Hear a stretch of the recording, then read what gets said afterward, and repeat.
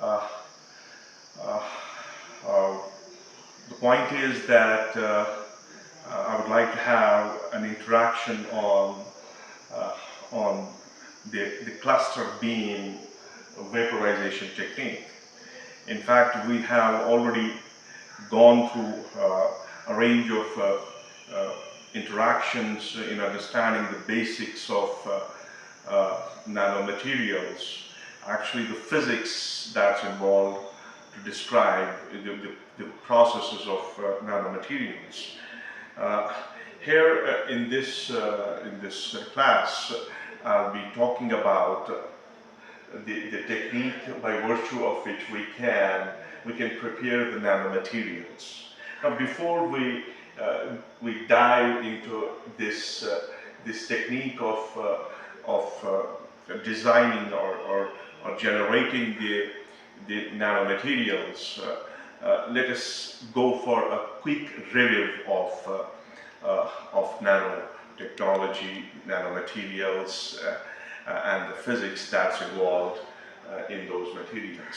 What we see is that when we boil down the bulk materials to a nano size dimension, I mean, talking about maybe 10 to 100 atoms of domain, this domain is something that falls in the framework of nanotechnology.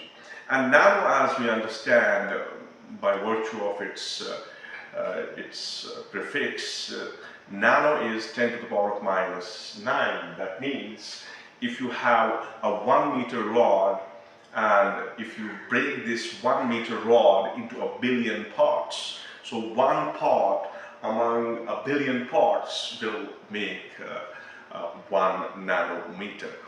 So we are very much aware about the specialities of these materials because we see, we observe, and we measure that the properties of these materials at nanoscale, they keep on changing. In fact, we have tunable properties in a zone of nanoscale. So the point is, suppose if I talk about gold, the color of gold in its bulk form is yellow, but if you take this, the nano material of the gold particles, around roughly about 100 atoms of gold atoms, the color of this material will change, it will turn into red, and again there is a range of possibilities that can be obtained experimentally by simply manipulating the atoms of these nanomaterials. So the manipulation of atoms at the nanoscale, there is a drastic change.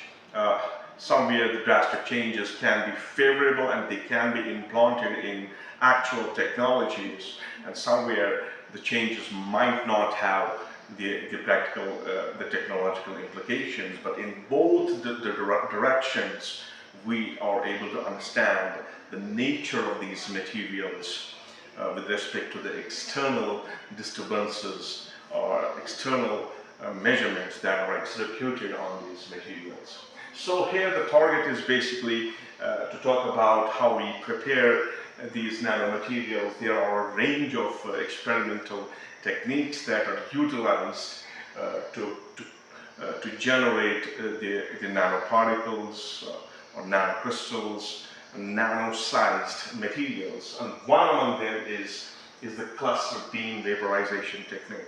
And this technique is, as itself is telling us that what must be going on in developing these nanomaterials using vaporization techniques. So the core idea here is that we have a bulk material and we would like to evaporate the atoms of that bulk material. So what's happening is we have nanomaterials and you call them nanomaterials if the scale is between 100 1 to 100 nanometers. Anything between 1 to 100 nanometers will fall in the framework of nanomaterials. What they do, they execute, they exhibit the unique physical, chemical, electronic, mechanical properties. I mean, there is a transition in the properties of these materials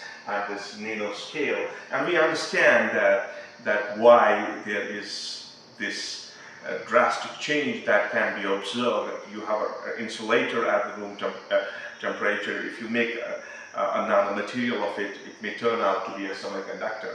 So we understand the physics of it, that there is rising surface area and volume ratio, or the other explanations like quantum confinement, where electron no longer is in a sea of infinite length. Electron is in a sea of finite length, so electron must have quantized energy levels as we understand it from quantum mechanics point of view.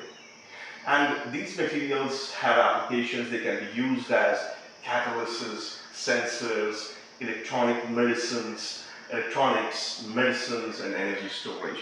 So these are some of the important branches of applications of nanomaterials. So nanomaterials are important in almost in all frameworks of our lives. So let me give you an overview of this cluster beam technique. So what's happening actually here is, what we do is we try to create a physical method for synthesizing these nanoparticles. We use a phenomenon of vaporization. That means what we do is we are separating out the atoms from a bulk material of which we are interested to design a nanomaterial. So what we do, we use vaporization, and then once there is vaporization, once the atoms of that bulk material vaporize, then you try to condense them. So both things are involved. In this case, you vaporize them and then you go for condensation of atoms into the clusters. So once you have the clusters of these atoms, so what we do, these clusters are directed. So it's those clusters that have been created within a system. Obviously it has to be a vacuum system, and these beams, the clusters of the beams, they are directed towards a substrate on which these atoms will they will sit on the seats of that substrate and form the nanostructured films. And this technique is very useful because it produces the purity is very high, and there is controlled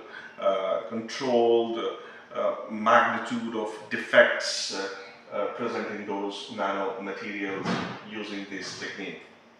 Now we can think of something like this, that what you are trying to do is you have a bulk material. Suppose you have a bulk material of gold atoms. So what you do is you just ignite the atoms.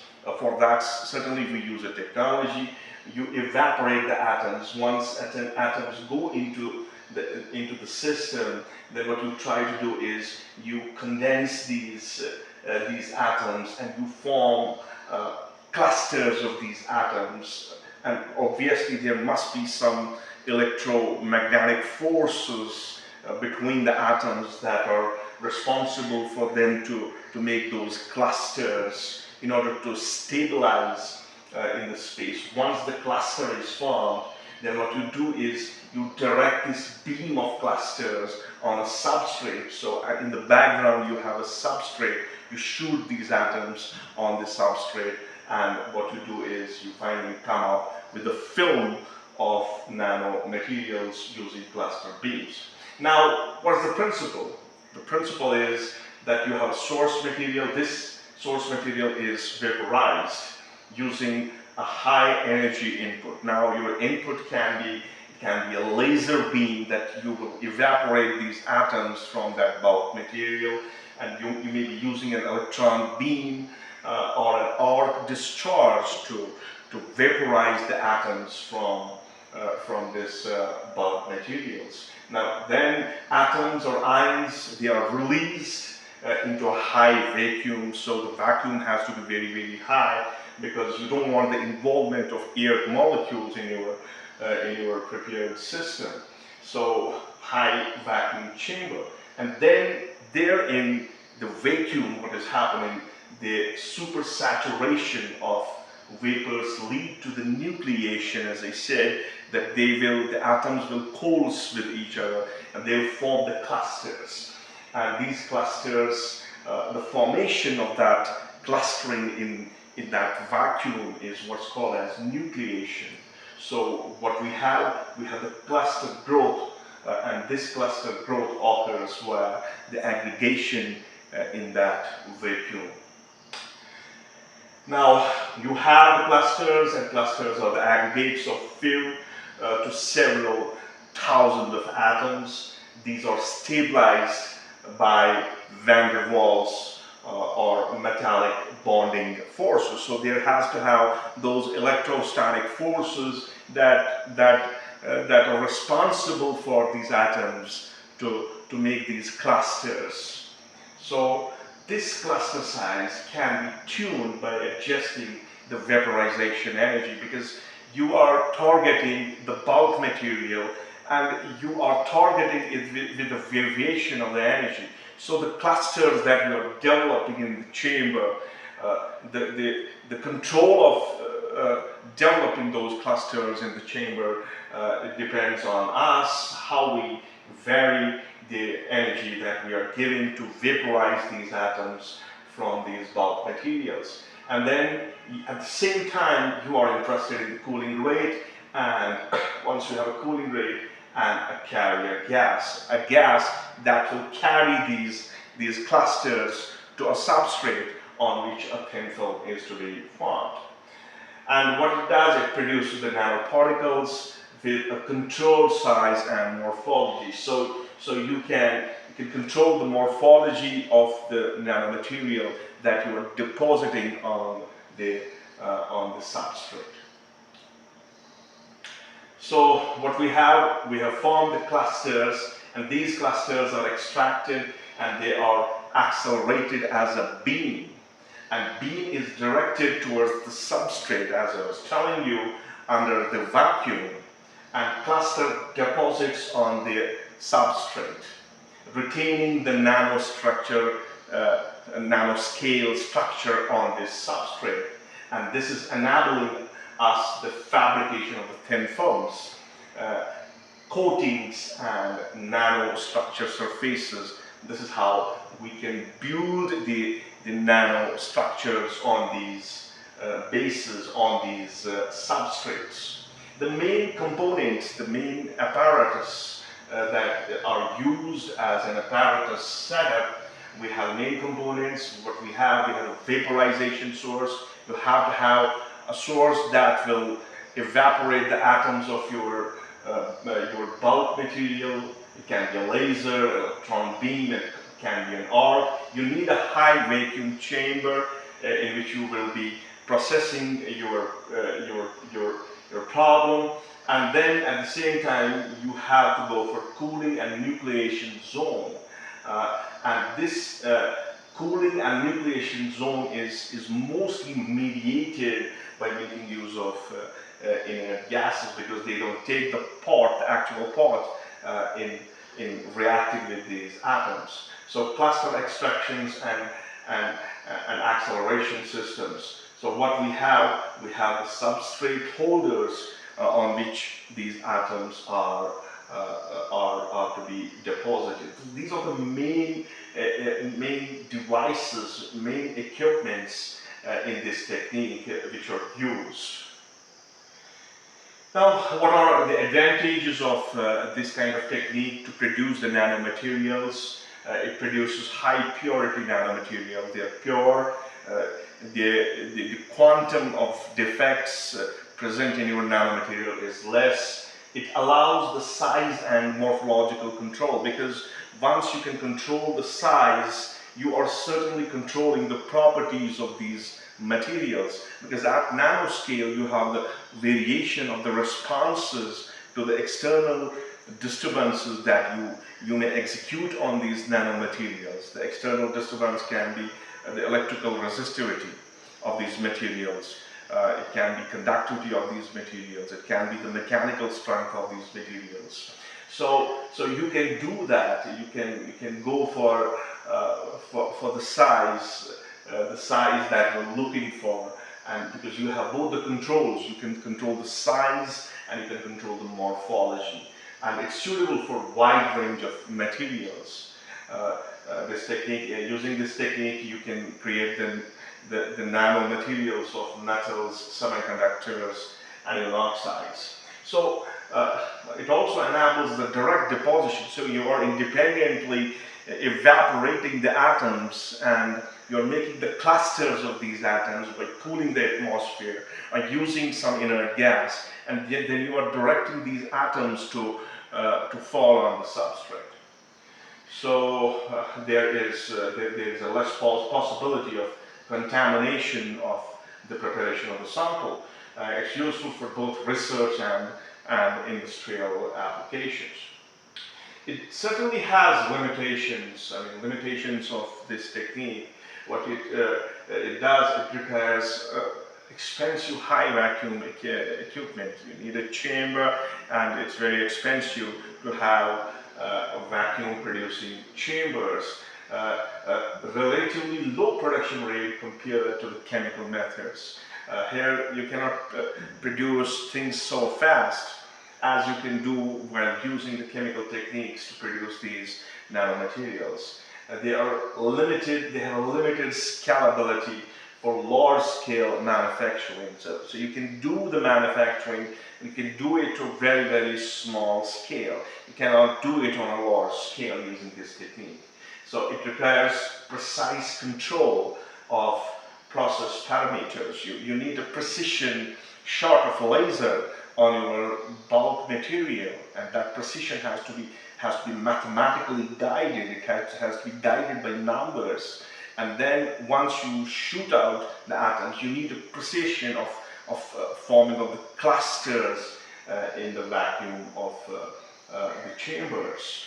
So it has potential agglomeration of clusters. Maybe sometimes you cannot control the quantum of clusters you are producing in the vacuum. These are some of the important limitations of this technique to prepare the nanomaterials.